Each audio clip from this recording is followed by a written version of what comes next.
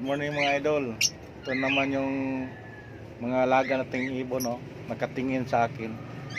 Naghintay na bibigyan ng pagkain. Gutom na to. Pero maya maya ko pa to pakainin. To para hindi sayangin nila yung patuka nila, kasi pag palagi mo kasi siyang binigyan ng marami, sinasayang lang nila. Kinakahig lang, hindi naman kinakain, no? Ang isa takbo-takbo. So yun. Sa baba rin, oh. Yun. Nasa labas sila lahat, naghintay ng pagkain, naghintay ng ayuda. Itong yung isa naman, ito gustong maligo. Yun, nainitan siguro. Yun, tingnan natin kung ayaw. Hindi tinuloy yung pagligo. Ito, may laman din to, no? Tapos yung apat na dagit na sa taas, nagkahilira. Hindi lang gano'ng makita dahil lang silaw sa liwanag ng araw. Tapos yung mga katil, yun, nakaharap din dito. Alam na alam nila na ako ang nag-alaga sa kanila. Ito, kaya pag umakyat na ako dito, sila lahat nakaharap sa akin. Oh. Ayan. Ayan. Tikot-tikot yung isa dahil nandiyan yung kainan sa baba. Oh. Ayan. Ayan, tumahimik sila. Ito pala, ibang klase nito, Alps 1. Ayan. Yung doon, yung tinatawag na eye-ring. Pero ngayon, Alps to. Yung sa baba, yellow ball. May mga ano to sila, may mga ID. Pag bumili ka nito, itanong mo kung anong ID nito, Opaline ba, albino. Tapos mga Lutino ba siya. Dami siyang mga klase. Kaya kung hindi ka marunong dito tumingin sa ID, bibigyan ka ng pinakapangit na ibon. Tapos kung doon ka sa bilihan sa yung nagtitinda na sa market, yung maramihan na, itanong mo kung Paris na ba to. Oh, Paris na yan. So alaga ng alaga ka, itlog ng itlog. Wala, kasi puro pala babae o kaya puro lalaki. Itong klaseng ibon kasi, kung puro mas lalaki, mangingitlog pa rin dahil sa patuka. Tapos kailangan din na hindi mo to siya pakainin ng marami, kasi magkaroon siya ng sapula. Yung tatawag na sapula, lumalaki yung tiyan niya, parang tao na pag sobra sa inom, walang exercise, lumaki yung tiyan, lumiit yung paa, ganyan sa ibon, sa pula. Panay itlog na siya, hindi na siya mamimisa. Kaya sayang yung pagpakain mo, sayang yung gastos. Kaya yung patukan nito, 80 pesos na per kilo. Ito, konsumo nitong ibon ko, marami-rami ito sila. 1, 2, 3, 4, 5, 6, 7. Yung itong Africa ay itong eye-ring, 20 piraso.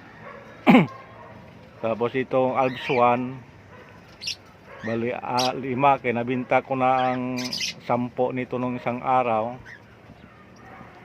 Naibinta ko lang ng tag 500 ng isa. Medyo nagkaroon din konting income, pambawi sa patuka.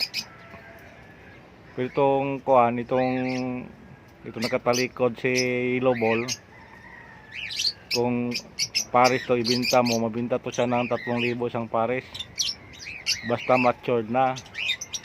Yung ibig sabihin yung matured na, magmamating na sila, magkastahan na, mag-ana-ana para mangitlog. So yan. Oh, nainitan yung dalawa, gustong maligo. Ano? Tubig yung inanos lang ulo eh. Sinawsaw yung ulo. Ganyan sila maligo mga idol. Sawsaw yung ulo. Yan sa taas para mabasa yung likod nila.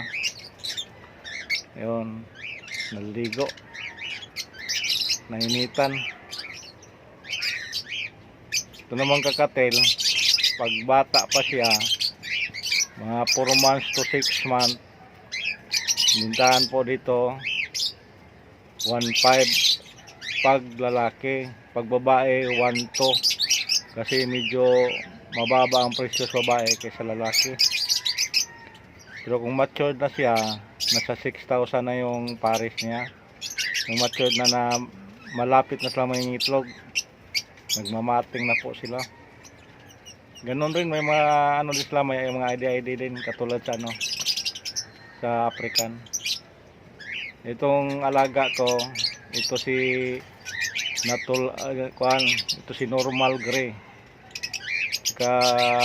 si white na may Pikachu sa mukha. Ito, tatlong klase ito, nakalimutan ko lang yung isa nito. You know, nag-away-away na, puro yan sa lalaki, nag-agawan si isang babae. Itong patudtuad babae ito, yung sa kabila mag-ina. Ano, nakabinta na rin ako dito ng 6 na piraso. Dito lang din sa mga kapitbahay. May mga umakyat naman dito tumingin. Pag magustuhan nila, binibilhin lang nila. Mas mabuti kasi nila kung dito sila bumili, kasi alam nila na talagang pares. Pero kung doon sila bibili sa mga sa market na mismo, may ano kasi doon, may palengke na di ko lang banggitin yung pangalan, pero alam na si iba taga dito Maynila kung saan yon. Marami doon, pagdating mo puro doon mga hayop. Wala doon kalabaw, baka, kambing. Ang doon mga ibon, manok, kalapate, mga tarantula, yung tawag sa atin na hapon-hapon, aso, pusa, yung mga pusang gala doon, mabinta pa yan. Mga pato, mga maliliit na insekto, doon binibinta. May mga mahilig din kasi mga koleksyon ng mga ganyan. So ang mamahal pa naman, buti kung mura lang. Ito. Yan, mamaya magpakain na tayo dito mga idol. Yan. Itong dalawa na katabi, may itlog na to silang dalawa, malapit na to maglimlim. Yung babae nito, itong dilaw babae, lalaki yung brown, orange head. Ito. Yung isa naman naghakot ng binibigyan ko kasi ito ng mga damo para sila na mismo ang maglagay doon sa loob ng bird nest. May dala-dala siyang damo, dali niya doon sa loob, sila mismo gumawa. Maganda pag buksan mo yan, parang paitlogan ng maya.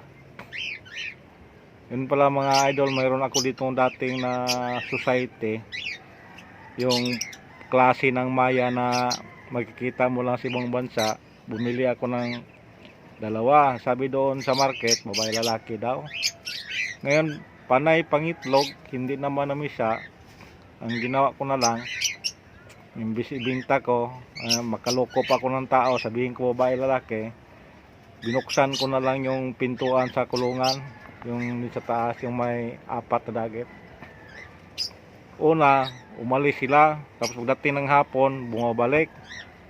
Siguro mga 1 linggo, hindi na sila bumalik. Siguro nakahanap na sila ng matitirhan nila na iba, o kaya nahuli sila sa iba. Kasi kasi yun, hindi mailap. Pag may tao, nandyan nakatingin lang. Kung nahuli man sila sa iba, kung sino mang nakahuli nila, sana alagaan silang mabuti. Kasi dito sa akin, kaya pinakawalan ko sila. Naawa na kasi ako sa kanila, nililiit pa nila. Parang maya lang talaga sila. Kaya binigyan ko sila ng kalayaan na para makapaglipad-lipad. Dito pala pag medyo nakita ko na bansot siya na African, ang ginawa ko, pinakawalan ko lang sila. Kasi pag ibinta ko yan, bansot, baka mamatay pa o ano. Kaya pinakawalan ko na lang para matuto din sila mamumuhay ng sarili nila.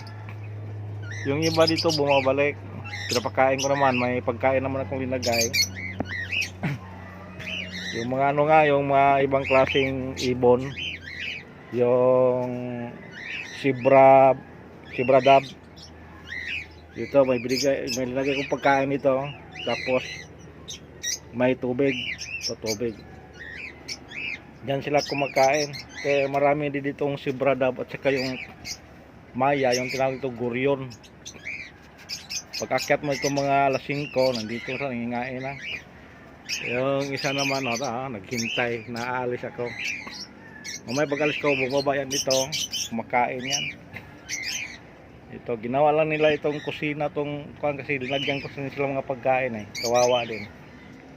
Para masanay din sila sa tao, para dumami din sila dito sa taas. May plano nga ako, maglagay din ako dito ng parang paitlogan sa mga Zebra dove, para kung parilapit na dito, baka dito sila mangitlog. Titingnan ko rin kung paano sila damihin. Pero hindi ko naman sila huhulihin kasi hindi naman yung mabinta dito. Ginawa lang yung pagkain dito sa iba, binabaril lang irgan tapos kinuluto. So sa akin ito, maraming bisis na ako nakahuli dito dati.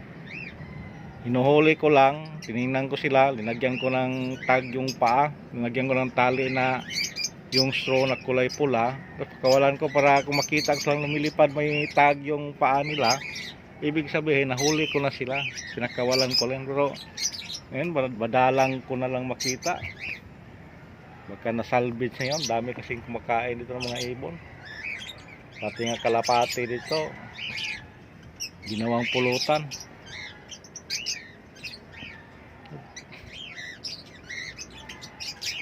Sige mga idol, bumaba muna ako kay magsaing ako. Papasok pa yung anak ko sa trabaho. Baka ano na yun, gising na, mga alas 7 na. Sige mga idol, thank you for watching and God bless.